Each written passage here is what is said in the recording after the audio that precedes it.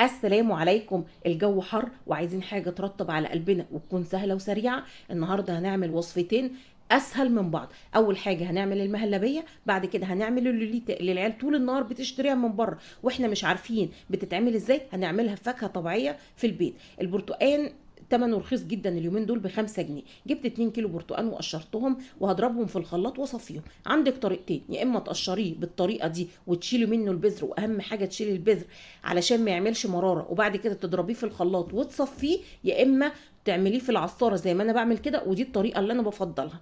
بعد بقى ما ضربته في الخلاط او عصرتيه، بقى اهم حاجه ان انت تصفيه، هحطه بقى في الخلاط وهحط كوبايه من السكر وكمان جزرايه مسلوقه.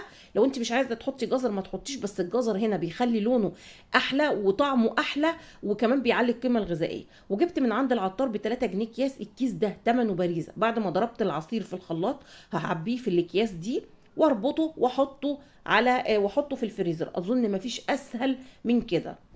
انا عملت نص الكميه لوليتا والنص التاني هعمله مهلبيه. حطيت معلقتين من النشا، كمان ظرف من الفانيليا، ودوبتهم على البارد وهرفعهم على النار. مفيش اسهل من كده. عملنا حاجات في بيتنا بفاكهه طبيعيه من غير مواد حافظه الوان صناعيه. رفعتهم على النار لحد ما غلي وقوامه تقل كده.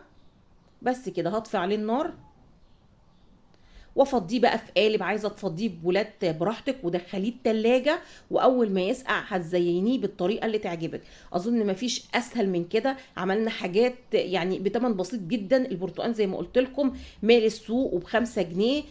طبعا انت عايزه تعملي بمشمش اي فاكهه تفضليها اعملي بيها، بس انا بصراحه اخترت البرتقال لانه ارخص حاجه اليومين دول. يا رب تكون الفكره عجبتك.